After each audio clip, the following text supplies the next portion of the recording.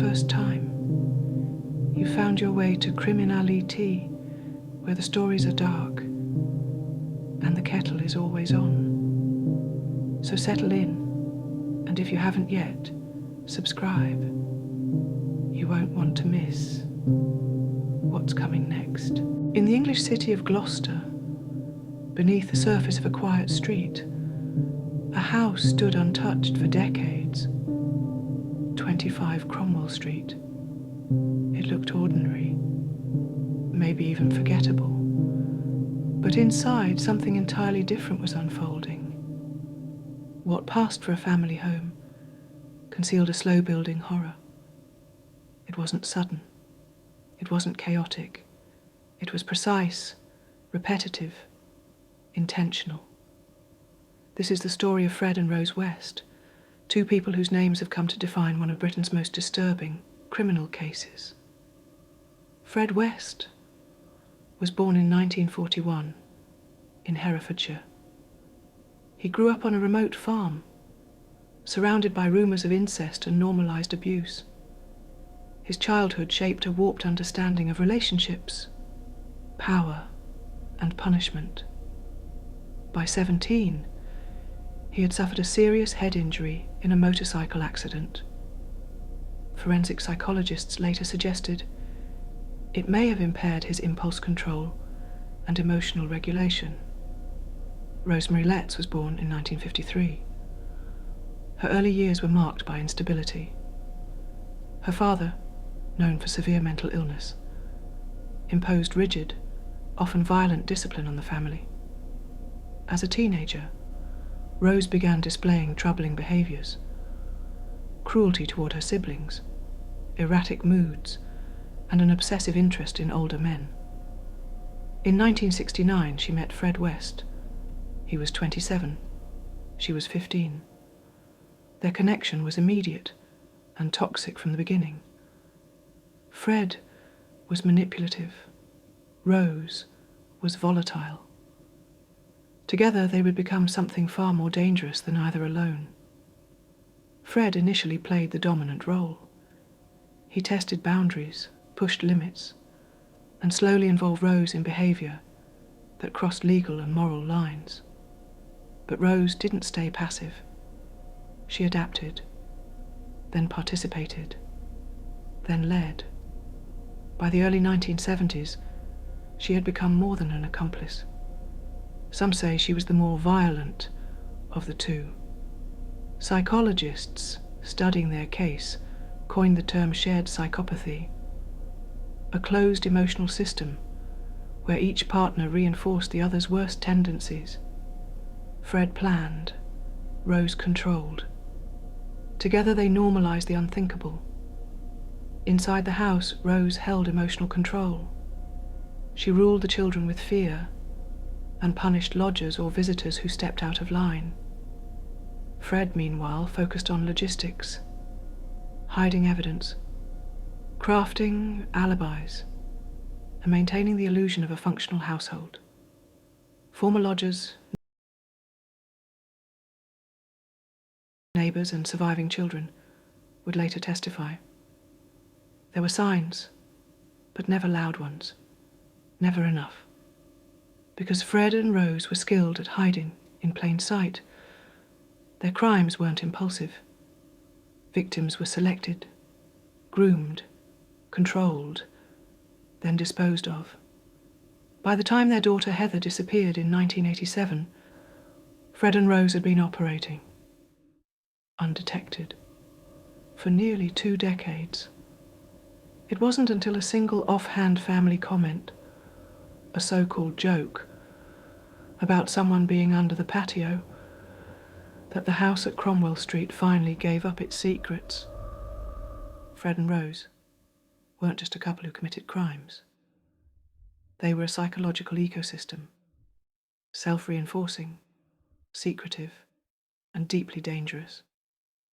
Coming up, a closer look at how their partnership evolved and the chilling crimes they carried out together. The victims of Fred and Rose West. Anne McFall was just 18 when she went to work as a nanny for Fred West's children. Originally from Scotland, Anne moved to Gloucestershire in 1966, hoping for a better life. She was described as trusting, perhaps even naive. During one of Fred's separations from his wife, Anne moved in with him. Their relationship became physical, and she became pregnant with his child. In May 1967, she vanished. Her remains, and those of her unborn baby, were later discovered in a shallow grave near Kempley. She's believed to be Fred West's first murder victim. Cotlin Catherine Rena Costello, Fred's first wife, was the next to disappear. She married Fred in 1962, already pregnant with another man's child, Charmaine. Later, they had a daughter together, Anne-Marie. In 1969, after years of violence and abuse, Rena left Fred. And in 1971, she too vanished. Her remains were eventually discovered in the same rural area as Anne McFall. Investigators believe she had tried to reclaim custody of her daughters and paid for that decision with her life. Cotlin Charmaine West was just 8 years old when she disappeared. She was Rena's daughter, but Fred had claimed her as his own. While Fred was serving a brief sentence for theft in 1971, Charmaine was left in Rose's care.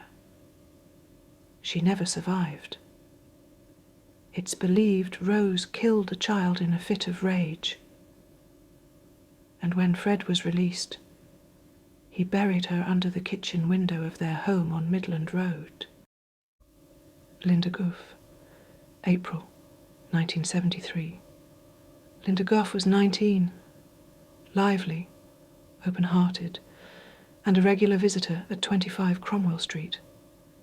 She worked as a seamstress and was known to be friendly with the lodgers in the West's home. She vanished in April 1973. Her family reported her missing, but got no answers. Her body was eventually found beneath a converted garage in what used to be an old car inspection pit, now turned into a bathroom, bound, dismembered, and hidden in the walls of the house. Carol Ann Cooper, November 1973. 15-year-old Carol Ann Cooper, known to friends as Kaz, disappeared after a night out with friends. She'd been staying at a children's home in Worcester and was on her way back after visiting her grandmother. She never made it. Investigators believe she was picked up while hitchhiking. Her body was found in the cellar of 25 Cromwell Street, buried beneath layers of concrete and dirt. Lucy Partington, December 1973. Lucy Partington was 21, a university student home for the holidays. She'd spent the evening visiting a friend and left late to catch a bus. She was never seen again. Her family launched a desperate search, but it would be over 2 decades before they learned the truth. Her remains were found in the cellar. Investigators believe she may have been held for several days before being killed. Among all the victims, her case is often described as the one that drew the most national outrage. Therese Siegenthaler, April 1974. Therese Siegenthaler was 21, a Swiss student living in London. She was last seen hitchhiking to Ireland to visit a friend who was a priest. Confident, well-educated. Therese was no stranger to solo travel. But that Easter weekend, she never arrived. Her body was later uncovered beneath the cellar floor, like the others, carefully concealed.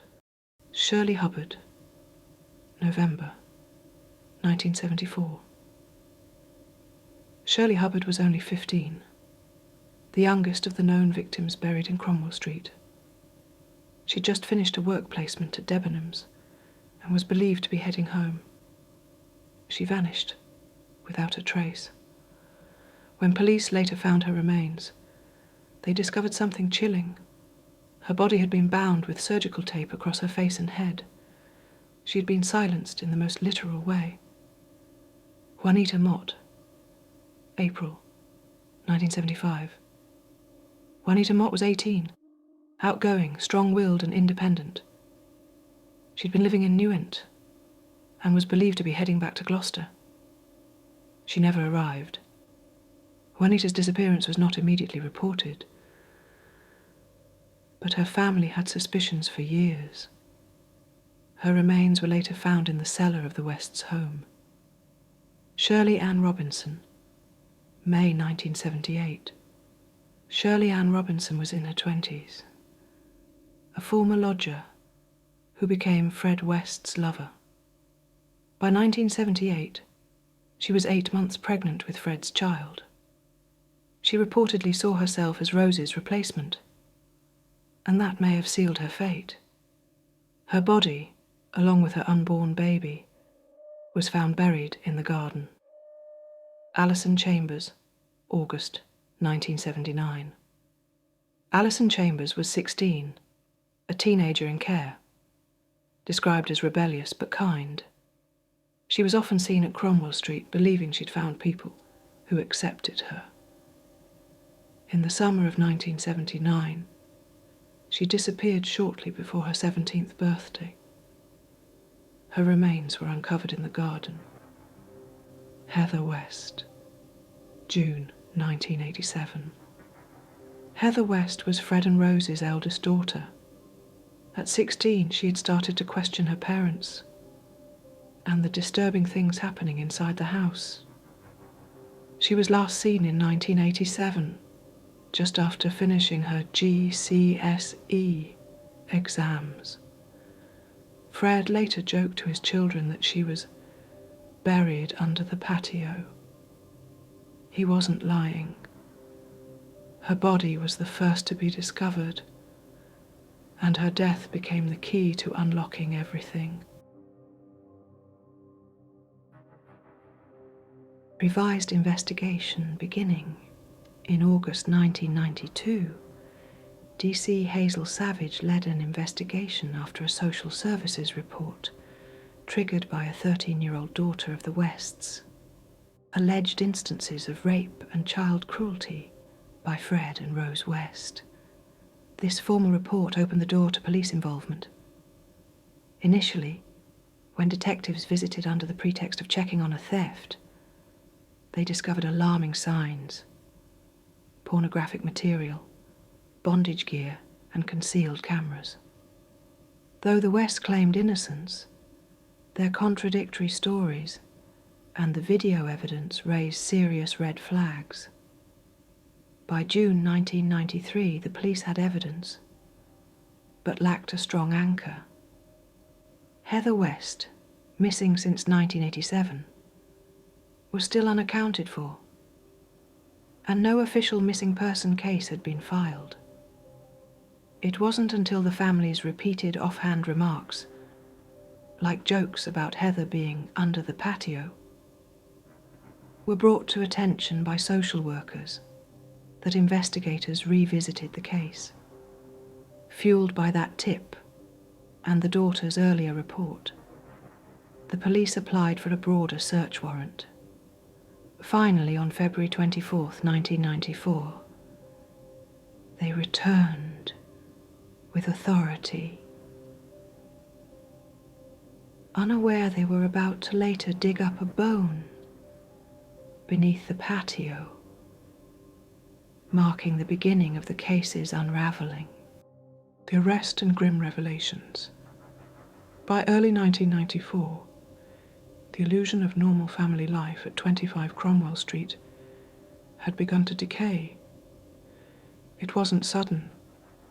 The cracks had been forming for years, in quiet disclosures, in missing persons never followed up, in the silence of children too frightened to speak. Then came the excavation. On February 25th, 1994, Fred West was arrested, formally charged with the murder of his daughter, Heather. The discovery of her remains beneath the patio confirmed what some had feared for years. The house was not just secretive, it was a burial ground. Fred was calm during questioning, almost casual. He did not protest his innocence. He offered explanations. Within days, he confessed to 11 murders. That number would soon rise to 12. He gave directions to burial sites. He described the dismemberment. Sometimes he laughed. He spoke of trophies taken from the dead, of graves placed deliberately beneath windows and garden walls. He described the effort of burying multiple bodies, even joking that he had to keep track of them somehow. His demeanor left officers shaken. He didn't flinch. He didn't apologize. And when asked about remorse, he simply went quiet. On April 20th, 1994, Rose West was arrested, initially for child cruelty. But by the end of that week, she too faced her first murder charge for the death of Linda Goff, a young woman last seen alive inside the West home over 2 decades earlier. On June 30th, formal charges were filed. 12 counts of murder for Fred, 10 for Rose. In court, Fred searched her face for acknowledgement. She didn't look back. Later, when asked about their relationship, Fred said, "I trained her to what I wanted. That's why our marriage worked."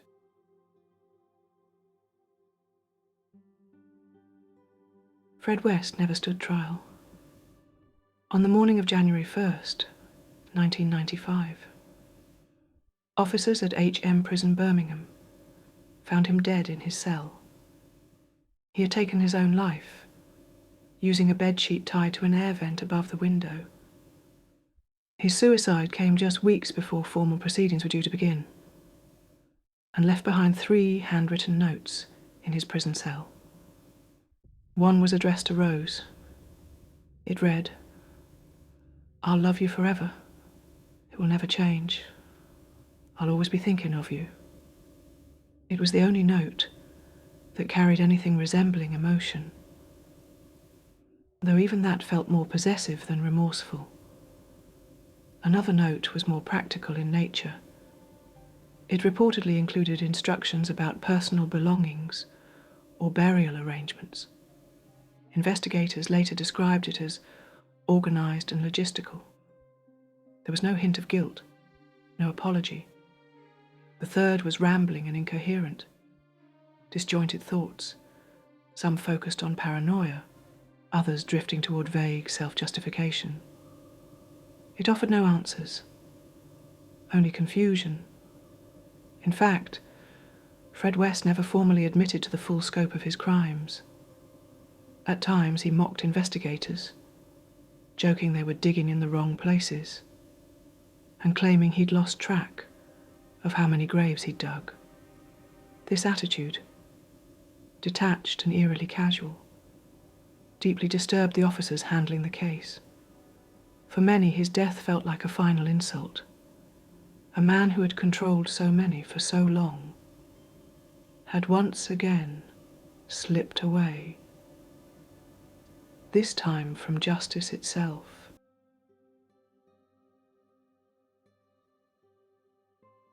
The trial of Rosemary West. Fred West had evaded earthly judgment, but Rosemary would not. In October 1995, nearly a year after Fred's death, the trial of Rosemary West began at Winchester Crown Court. It was one of the most harrowing criminal proceedings in modern British history, and one of the rare moments when the justice system was forced to peer, without blinking, into a darkness that had long gone unchecked. She faced 10 counts of murder, each one attached to a girl or woman whose life had been reduced to fragments. Teeth in a crawl space, bones beneath a patio, silence in a sealed room. Rosemary pleaded not guilty to all charges. Her defense leaned heavily on a single narrative: that she was manipulated, abused, unaware, a passive figure in Fred's perverse empire. But the evidence told a different story, one woven from decades of control, brutality, and something colder still: participation. And then there was her behavior on the stand. Against her lawyer's advice, Rosemary chose to testify. Her tone was inconsistent, at times tearful, other times dry and even flippant. She cried when recounting her alleged childhood trauma and Fred's violence, but in the same breath made light-hearted remarks, even joking that she had been always pregnant. During the reading of evidence about the victim's belongings, she made comments on the style of a victim's glasses, calling them granny specs. When shown photos of the murdered girls, her face flushed, her breath caught. "No, sir," she whispered. But there was a disconnect between the momentary emotion and the steady rhythm of denial.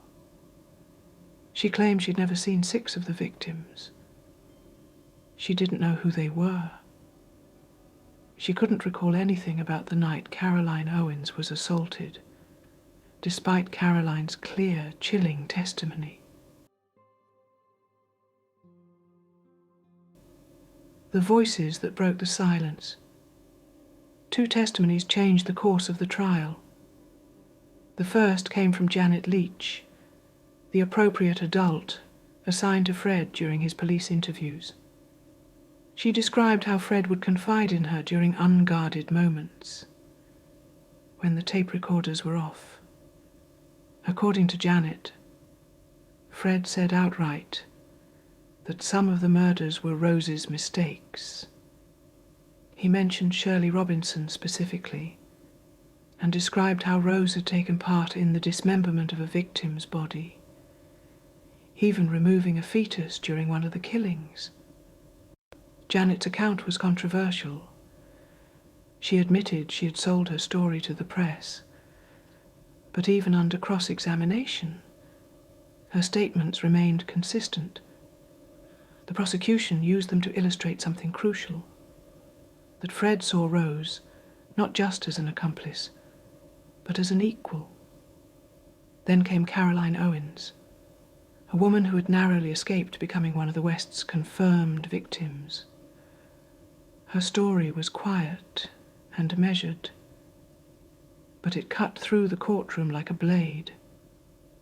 She recalled how Rose had instigated the assault, how her laughter during the ordeal was louder than Fred's commands. She painted a portrait, not of a passive bystander, but of a willing participant. "I only want to get justice for the girls who didn't make it," she told the court.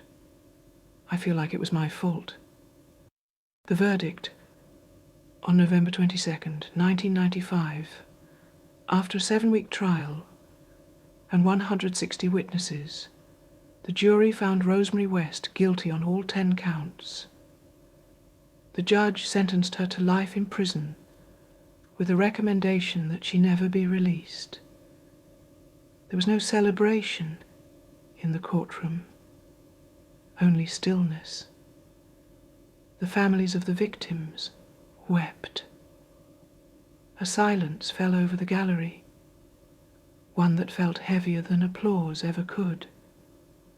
Rose had not flinched. Rebuilding trust. Justice system reassessed. The West case exposed glaring flaws in interagency communication and child protection procedures. Social workers, police, and health services had repeatedly missed chances to intervene. Even when neighbours reported suspicious behaviour, and screams echoed through the walls. In response, the 1999 Working Together to Safeguard Children guidelines strengthened data sharing requirements. Training for professionals was overhauled to recognize coercive control and domestic domination, not just physical evidence of violence. Practice shifted from passive response to proactive investigation when children were at risk. Wider cultural ripples, from Victoria Clymier to Rotherham, the tragic murder of Victoria Clymier in 2000, for which child protection failures were again blamed, propelled these reforms further. The 2003 Laming Inquiry led directly to the Children Act 2004, creating a centralised database, contact point, a children's commissioner, and the Every Child Matters initiative. Though Cromwell Street wasn't the only catalyst, it was a foundational case in reshaping policy. It shifted the conversation from did we see red flags to why were those flags ignored? A question reformers pursued across multiple high-profile inquiries, including the Rotherham grooming scandal. Demolishing a house, not a memory. In 1996, just 2 years after the trial, 25 Cromwell Street was razed to the ground. The land was repaved, left purposely unmarked. No plaque, no memorial. Nothing but the silent absence where countless bodies once lay. Yet the house's erasure did not remove its echo. The West case remains part of a continuum of tragedies that shaped modern UK child protection. It lies alongside the Clymier and Rotherham cases as brutal reminders of the consequences of institutional silence. Over decades, these events have collectively reshaped law, social work, and cultural tolerance for domestic secrecy. Thank you for watching. If this story stayed with you, subscribe to Criminali-Tea. New cases are brewing every week, and we'll be here, pouring the truth. Until next time, stay safe and stay curious.